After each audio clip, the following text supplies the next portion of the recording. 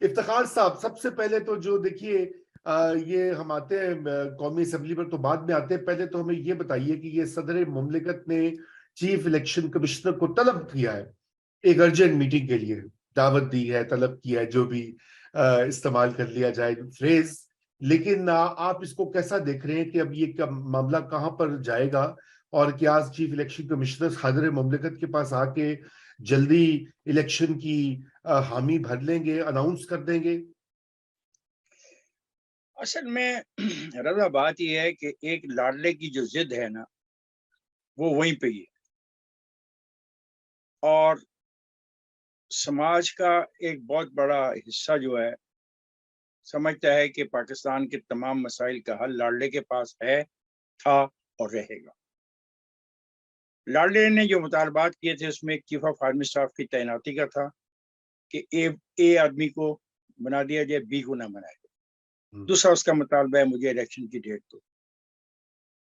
उस इलेक्शन की डेट हासिल करने के लिए अप्रैल से लेके ऑनवर्ड्स आप देख लें, उसने कई अरब रुपए खर्च हुए होंगे उन जलसों पे जो उसने किए, उन तकारीर पे और उस सारे कोशिशों पे।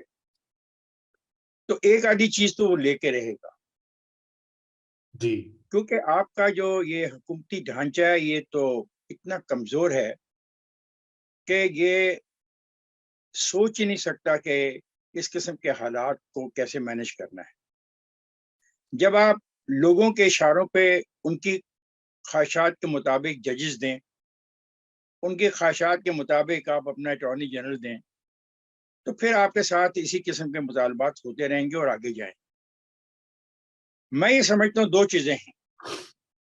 मुमकिन तौर पे ये हो सकता है कि इलेक्शन कमीशन ऑफ पाकिस्तान इस्तीफा दे दें। इलेक्शन कमीशन ऑफ पाकिस्तान अगर इस्तीफा दे देते हैं तो इनका ये जो सारा गेम प्लान है ये डिस्टर्ब हो जाएगा। और कोई तरीका मुझे इनके गेम प्लान के डिस्टर्ब होने का नजर नहीं आता, लेकिन क्योंकि जब इलेक्शन लेकिन जी इफ्तिखार साहब, फरमाइए। माजरत चाहता हूं आपकी, मैंने बात को काटा। मैं ये, लेकिन देखिए, आइन में 90 दिन के इंतखाबात का मुतालबा है। अब दो सूबों की असम्बलियां वो तोड़ दी हैं, पीटीआई की जो गवर्नमेंट्स थी। वो चाहे उनकी जो भी, आपने जैसे कहा, गेम प्लान हो कि वो पहले सूबे में जीत जाएंगे ताकि मरकज में बाद में वो जीत जाएं, या जो भी डिस्टर्ब करना चाहते हैं, बहुत सी आरा हैं। लेकिन अब ये मुतालबा ऐसा है कि ये इसको कैसे बाईपास किया जा जी सकता बहुत आपकी अच्छी बात है रजा साहब, ये बिल्कुल आइन का ही मुतालबा है। है? आइन जी। में ऐसा ही लिखा हुआ है। जी। आइन में और कुछ भी लिखा हुआ है। जी। आइन ने अदालतों के फराइज कार के बारे में कहीं ना कहीं कुछ कहा होगा, और बिल्कुल कहा। इसी आइन ने सदर पाकिस्तान के अख्तियारात के बारे में कुछ ना कुछ कहा होगा। तो आइए फिर हम पर आइन के तमाम मामला पे चले ना। सिर्फ आइन 90 दिन के इंतखाबात के लिए नहीं कहता, उस हम्म। इंतखाबी अमल की जिम्मेदारी भी वो देता है इलेक्शन कमीशन ऑफ पाकिस्तान को कि 90 दिन में इलेक्शन ऑटोमेटिकली हो जाएंगे। खुद ब राइट। खुद लिस्टें बन जाएंगी, लिस्टें छप जाएंगी, प्रिंट आउट हो जाएंगे, पोलिंग स्टेशन अनाउंस कर दिए जाएंगे और लोगों पे ड्यूटियां लग जाएंगी। लॉ एंड ऑर्डर के लिए फौज खुद ब खुद ही बैरकों से आ जाएगी, अपने कोर कमांडर से भी नहीं पूछेगी कि मैंने ड्यूटी कहाँ पे करनी है। और रेंजर्स अपनी मर्जी से मार्च करती हुई गलियों और मोहल्लों में आके पोलिंग स्टेशन ढूंढती फिरेगी कि कौन सा पोलिंग स्टेशन है। आप ये चाहते हैं, ठीक है कर लीजिए। देखें 90 दिन में इलेक्शन का कहा गया है। अब ये फैसला इलेक्शन कमीशन ऑफ पाकिस्तान ने करना है कि इस अमल के लिए उसको क्या क्या लवाजमात चाहिए।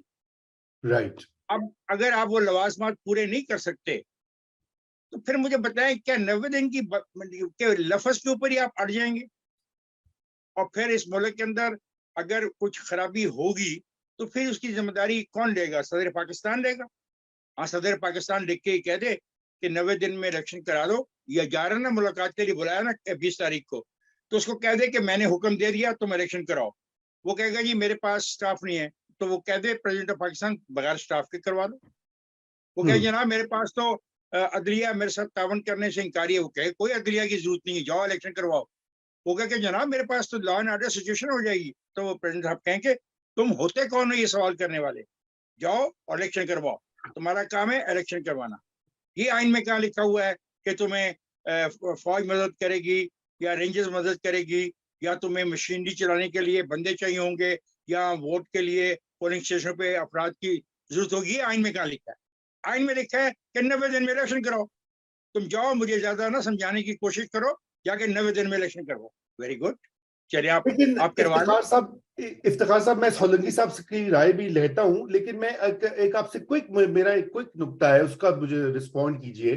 अगर करा भी दे तो क्या कयामत आ जाएगी? करा दे कुछ नहीं पंजाब आएगी। केपी में।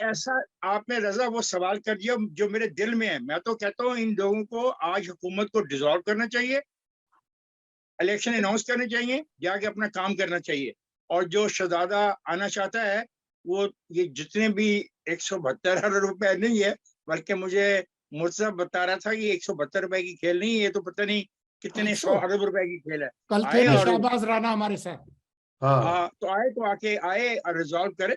मुझे तो खुशी होगी ना, अगर मुझे तेल सस्ता मिलता है, अगर पेट्रोल सस्ता मिल जाए, अगर मुझे दालें सस्ती मिल जाए, घी सस्ता मिल जाए, गुड़ सस्ता मिल जाए, चीनी सस्ती मिल जाए, तो इससे ज्यादा मेरी और ख्वाहिश जिंदगी में क्या हो सकती है?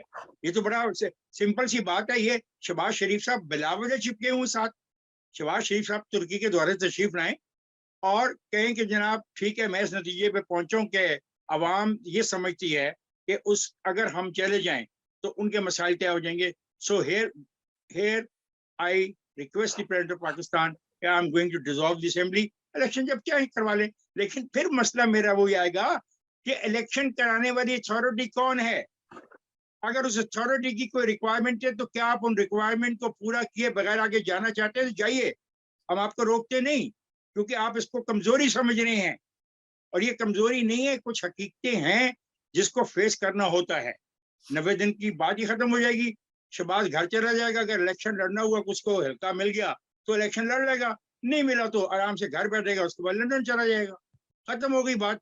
इतनी छोटी सी बात को इतना आपने फैला दिया है, मेरी समझ से बाहर है। आई एग्री विद यू, मैं रजा, भी आई कहता हूँ। टोटली एग्री विद यू कि फौरी तौर पर इलेक्शन करवाने का ऐलान करने का एक कॉन्स्टिट्यूशनल तरीका है कि वो असेंबली नेशनल भी तोड़ दे और फिर एक दिन पे इलेक्शन करवा दे। इकट्ठे इलेक्शन कराएं, डेट दें बिल्कुल, अगले 2-3 महीने की, ये मामला खत्म करें। 2-3 महीने नहीं भाई, हमें चाहिए, हमें फौरी हाँ, चाहिए। फौरी हमें नहीं करा चाहिए दें। 2-3 महीने, फौरी चाहिए। नहीं, हंसने की बात नहीं है, नहीं, नहीं, डिमांड है इसकी, फौरी कराएं, सुबह कराएं, ताकि उस पर तमाम मुकदमात खत्म हो जाएं, ताकि उस पर हाथ न डाला जा सके, ताकि वो कानून को जवाब दे ना हो सके, ताकि वो उसको कोई पूछने वाला ना हो। करवा दे, this is the only way जहां से वो निकल सकता है। तो सोलंकी मैं साहब, सपोर्ट करता हूँ। सोलंकी साहब को भी मैं शामिल गुफ्तगू करना चाहता हूँ। सोलंकी साहब वो कह रहे हैं, इफ्तिखार साहब मैं इलेक्शन पे भी आपसे बात करता हूँ, लेकिन इफ्तिखार साहब कह रहे हैं कि ताकि उसको कोई हाथ ना लगा सके, उसके ऊपर कोई मुकदमा ना चल सके। सोलंकी साहब, वैसे अभी तक कौन सा चला है, किसने उनको हाथ लगाया है? वो तो मतलब अदालत में नहीं पेश हो रहे। कल लाहौर हाई कोर्ट का जज तरले मिनते कर रहा है, यार आ जाओ, रिक्वायरमेंट है कानून की। तो वो किसी ने लिखा हुआ था सोशल मीडिया पे, मुझे भी भाई कि लगता है कि अदालत को जमान पाक जाना चाहिए। हाई कोर्ट जो है, चाहिए, बिल्कुल मोबाइल बिल्कुल चाहिए, इंसाफ मोबाइल हाई फौरी कोर्ट होना बनाकर, चाहिए। हाँ, उस पे रजा, भूखा लगा इंसाफ के फौरी होना चाहिए। तो वो जाके वहां पे पेश हो खान साहब को कि अर्जदाश्त सुनने के लिए। जी सोलंकी साहब, जरा ये बताइए, अभी अभी कौन सा उसके उसके बारे में कुछ हो गया? जो अभी भी वही हालात चल रहे हैं यहाँ पे, तो कोई ऐसी तब्दीली देखने में नहीं है। तो मुझे समझ नहीं आती कि ये आखिर ये सारा ड्रामा है क्या? ये तो कौम को बेवकूफ बनाने की और उलझाने की एक साजिश है, और कुछ नहीं है। वो गाना आपको याद है, कोई पत्थर से ना मारे मेरे दीवाने को? बिल्कुल याद है। यो किसका दीवाना है यार, अजीब आदमी तू, लैला इतना मजनू अच्छा का आदमी है। है। तो अब एक मजनू बैठा है ना जमान पार्क में, जिसके लिए जो उनके आशिकीन की जो फौज है, साइबर फौज, जो अपने कमरे से बाहर नहीं उठना चाहती, लेकिन रो रो के उन्होंने अपना हाल बुरा कर लिया है। वो मुझे किसी दोस्त ने एक ट्विटर स्पेस का एक क्लिप भेजा, अगर आपके पास है तो जी जी, चला बिल्कुल दें। तो है। जो इन्होंने जो एक एक रो रो के जो बुरा हाल किया हुआ है, वो जरा आप, ये वो उसी जमात के ये लोग हैं, टाइगर और टाइग्रेस, चीते। एक चीता तो कल इधर पकड़ा गया, मेरे करीब। मुझे नहीं पता कि जो इनके जो चीते हैं उनका क्या होगा,